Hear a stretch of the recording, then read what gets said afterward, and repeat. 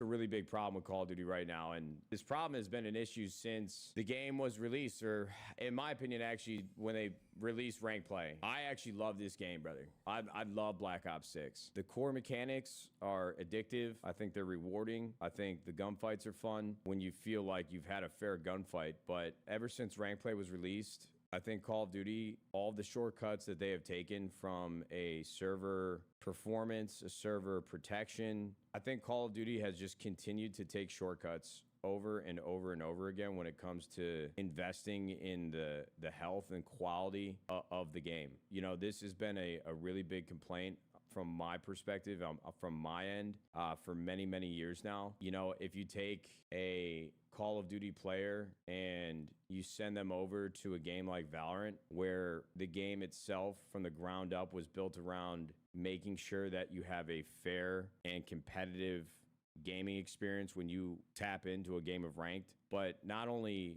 you know, like the health and quality of the game, but also the way that it feels when you're playing on those servers. I think if you boil it down to a number, Valorant servers are comparable to like 128 tick rate. Tick rate is, you know, from the Village Idiot over here's understanding of it, how often the server is like pinging back and forth to each player. And like the way that your bullets connect and the way that the game reacts to your input on the keyboard and mouse versus other players is how quickly you're getting a response back from the server. For anyone that doesn't know, Call of Duty for years, I mean, really since like I think the dawn of Call of Duty, they are on 10 to 16 to 20 something tick rate servers. Listen, I'm not trying to speak objective facts, I would say, just because I don't have a network background. Warzone is 10 tick rate for pubs, 20 for ranked, and multiplayer is dynamic up to 24. When I hear that compared to what I've experienced on Valorant and what they provide over on Counter-Strike, they're not even in the same ballpark, dude. They're not even in the same category of class when it comes to the publisher and what the studios that have created the game are actually providing for the community. Just think that is a massive, massive, massive problem that has gone overlooked for so long when it comes to Call of Duty. I think that they have always prided or taken a lot of pride in. They've had a massive player base, just hundreds of thousands, if not millions of people playing this game over the course of the last 2 decades. And for a long time, I think this game has always been like, oh, I'm coming home from work and I'm going to play with the boys for a couple hours and I'm going to kick back a few brewskis. And from my perspective, I think Call of Duty has taken pride in that type of audience, that type of casual player base. And so they've never really felt the need to invest in servers that perform better and faster and more efficiently, because I think they believe that the players that are truly making up the network of players that they have, using their game and playing their game every day, they won't notice the difference, and they don't actually care. And so if they don't actually care and this is a casual game, then why are we going to spend more money on server performance when we're not going to see any benefit to it? And I don't mean us as players. I mean, ourselves as if, we're talking from Activision's perspective. That is one of the biggest reasons why we continue to be served just a handful of shit every single year when we play this game. Honestly, if I'm sitting back from Activision's perspective, one of the worst decisions they could have made, even though we had been asking and begging for it for years, was to introduce ranked play into the ecosystem of Call of Duty. As the video game industry has grown, I think the focus of Twitch, at least beyond Grand Theft Auto and a few other outliers, people love to play games that are competitive, that have a ranked system that is rewarding and rewards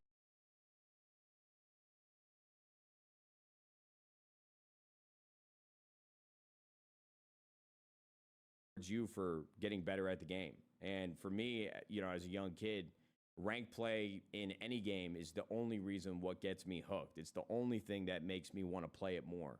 I love to be competitive against other players. I love to have a rank next to my name in the game to show how much better I've gotten at the game. And that to me is the reward system. That's what, stimulates my brain to say, ooh, I'm going to play this again tomorrow. The problem is Call of Duty finally gave us rank play, but they didn't go all in.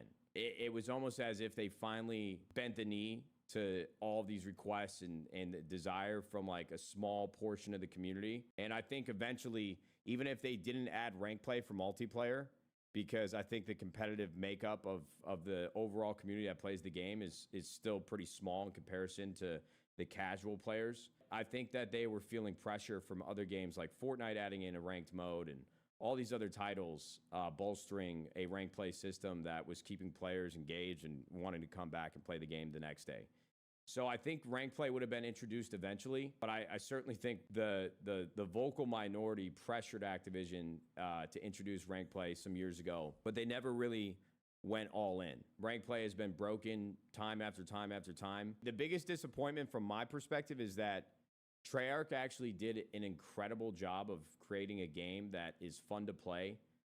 The core mechanics of Black Ops 6, like I said at the beginning of this conversation, are unbelievable. I think it's one of my favorite games that I've had in my hands in a very long time. The House of Lies, I would call it.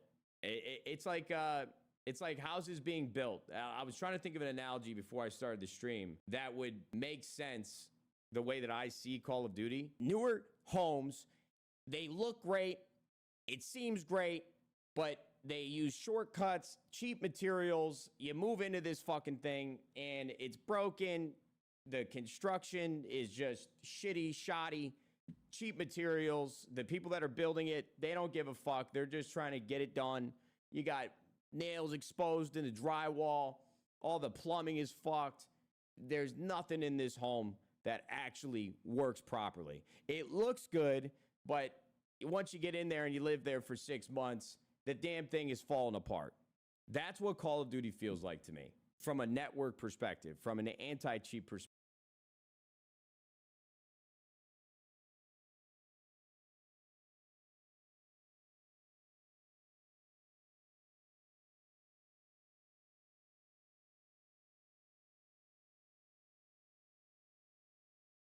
perspective. The game itself, Treyarch did their job. The game is fun. The mechanics are fun. But once you start playing the game, if you actually spend time, like meaningful time playing this game, it does not work properly. Whoever is running the game from a server and network perspective, I don't know if that direct order comes from Activision. I don't know who is making the decisions for the servers that we play on. But if I get into a ranked game of multiplayer, there's 3 things that are going to happen. One of the 3 things are guaranteed to happen. You're either going to be playing somebody who is blatantly hacking and aim locking or closet walling. Some of these guys are really good at hiding how they cheat. So that's strike 1 for me. There's no authentic experience. The game itself, there is no authenticity behind my experience with the game. The second thing that's going to happen is if they are cheating and they're about to lose the game, then they lag out the server, bro. They DDoS the server. They send a egregious amount of like packets on Activision's network, and then it lags out the entire game. Everybody gets sent back to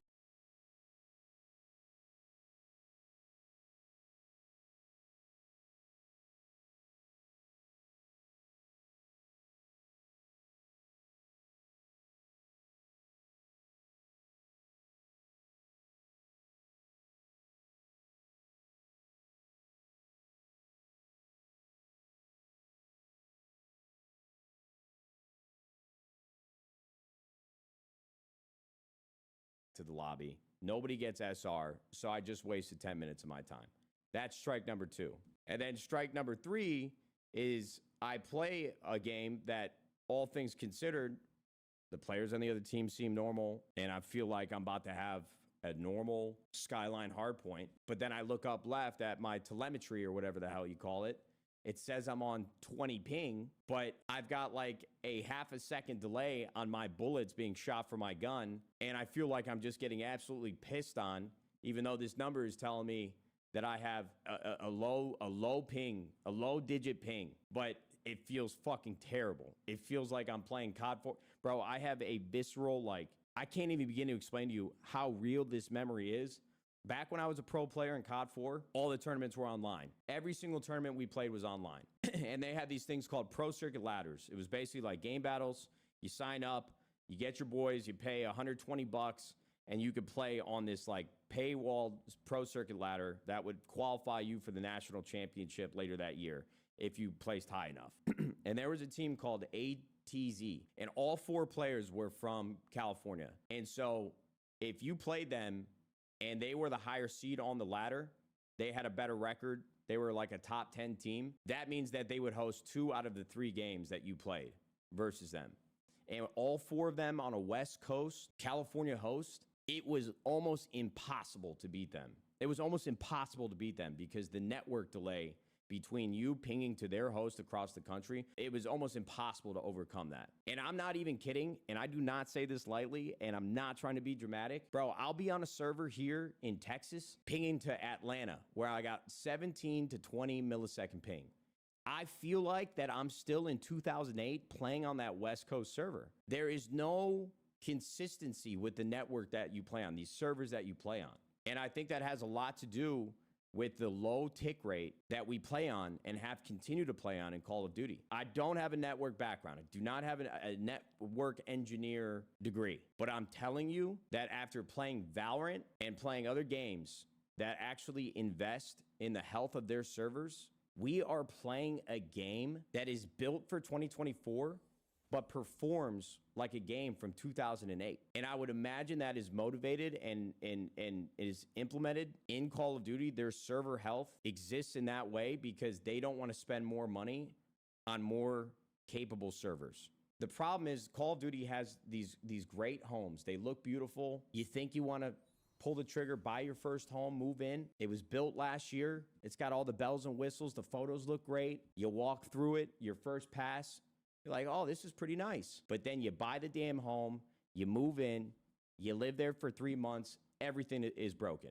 All the materials are cheap. Nothing works the way it's supposed to. You've got a handyman coming out every single month trying to fix something for you. I literally have to pay an aerospace engineer. I'm not even kidding. This guy used to work as an aerospace engineer, and he quit his fucking job to do 15 appointments a day from people in the Call of Duty community spending money to have him come in and optimize their PC, update their motherboards, tweak their GPUs and their CPUs, and literally push these PCs as far as they can just so that they can get the amount of frames that you should be getting to play Call of Duty. I mean, they're doing fucking open heart surgery on my PC just to get 40, 50, 60, 70, 80 frames because the game is optimized like shit as well. One of the most contentious points over the last 2 years I've seen in Warzone is having this guy, Artist War, literally downloading 3 different programs on your PC and going into your config files just so that you can hear what's actually happening in the game.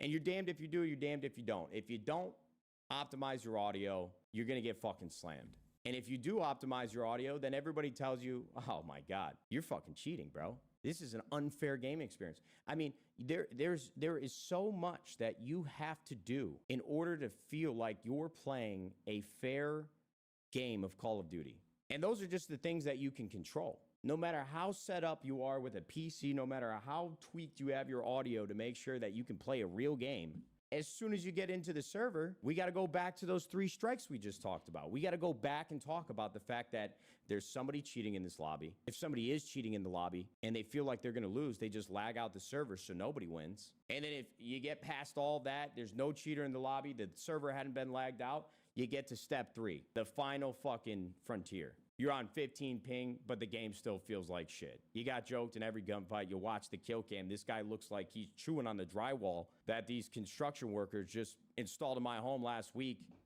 literally gnawing on it. They're in slow motion, and it looks like I wasn't even shooting back at the guy. The game has so many foundational issues that no matter how good Treyarch or Sledgehammer or Infinity Ward or Raven, no matter what they do, they're always going to lose. They're always going to lose too, because Call of Duty does not invest in server health, server protection, and server performance. The game is not meant to be played by this many people. It's not meant to be played competitively.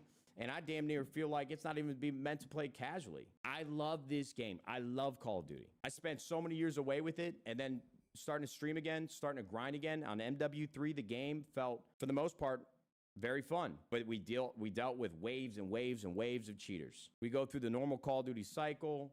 I go on a Valorant arc, play that for 4 or 5 months, waiting for Black Ops 6. We play the beta, have a lot of fun with it. We wait a couple more months. The game finally comes out. The game is great. Had a great time with the Dark Matter grind. Had a great time with trying to reach Master Prestige. Wait about a month and a half. Rank play comes out. All smiles. Can't wait to play it. And now just the last 3 weeks have been quite literally the most miserable gaming experience I've ever had. Every single lobby, somebody's cheating. Team Ricochet comes out with a tweet 2 weeks later after rank play launches, after literally going through hell. Say, oh, we banned 19,000 accounts. We raised the threshold of our AI systems and our data storage to better improve the efficacy of those AI systems. I'm like, what the fuck did you just say to us? What are we talking about? What are you even saying? The cheaters continue to run rampant in ranked. If you scroll through the top 250 of ranked multiplayer, I think there's like 25 out of the top 250 that are real players, real accounts that aren't cheating. I pray for anybody that makes it up to Crimson, Iridescent, or top 250, because every single kill cam you watch, you think everybody just got a gun pointed at each other, accusing everybody of cheating. The gaming experience, it's fucking chalked. I mean, you cannot play this game at a high level and have a normal, healthy experience. Yes, dude, I'm a streamer that makes money from the people at home watching me. And I have made a living off of Call of Duty. Man, my career is literally what it is today because of Call of Duty. I love the game. I have a lot of friends that work at Activision. I have a lot of friends that work at Treyarch. And I respect what they do at the company and their respective company that they work for. The game literally just came out almost 2 months ago, and I don't want to play it anymore because I don't feel like I'm actually using my time productively. I don't feel like I'm actually having a fair gaming experience. I don't want to play the game, and I think that's a huge problem. Team Ricochet comes out yesterday for their second update about how fucked their game actually is and how little Team Ricochet and their anti-cheat actually work, and they're telling us we're going to have a kernel level driver anti-cheat sometime in season 2, sometime in season 3. Bro, season 1 just came out 25, 30 days ago, a month ago. We just got season 1 reloaded. Bro, there's still like 45 days left in season 1. Bro, if it happens anytime in season 3, brother, we're going to be in the summer. As soon as they get this anti-cheat to possibly work properly, it's not even going to fucking matter because as soon as we get to June, July, August, that's when they start slamming us with all the trailers and leaks and hype for the next Call of Duty title. So in my mind, Black Ops 6 is already chalked. Black Ops 6 is dead in the water.